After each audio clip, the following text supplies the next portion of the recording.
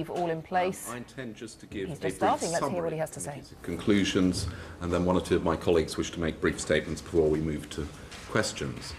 I should first say that the report concentrates, not entirely, but in large part, on the issue of whether this committee was misled in the evidence that it received, principally during its 2009 inquiry, although we do go on to draw one or two wider conclusions.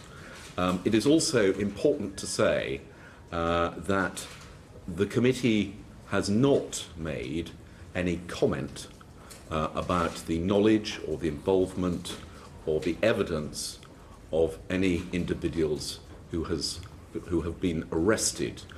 We have deliberately refrained from doing so because we are conscious of a risk that any comment might prejudice a possible criminal trial. Let's just leave John Whittingdale actually and go to our chief political correspondent, Norman Smith. Norman, we've already had sight, or you've had sight. Just give us the main headline.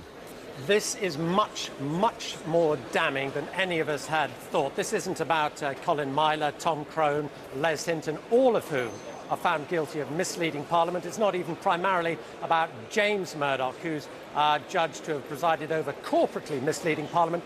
This is about Rupert Murdoch. It goes to the very heart of the Murdoch empire. Let me give you the two key sentences.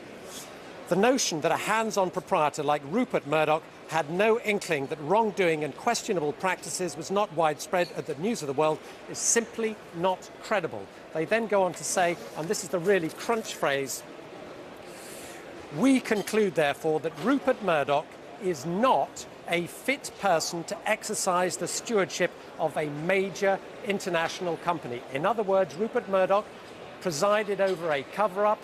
He, in the committee's view, is guilty of willful blindness, of tolerating alleged wrongdoing, of a don't ask, don't know culture, and he is not a fit person to be in charge of News Corporation, says the committee, and they want a vote in the House of Parliament to judge whether the Murdochs are guilty of contempt of Parliament. This is a blow to the very heart of the Murdoch empire.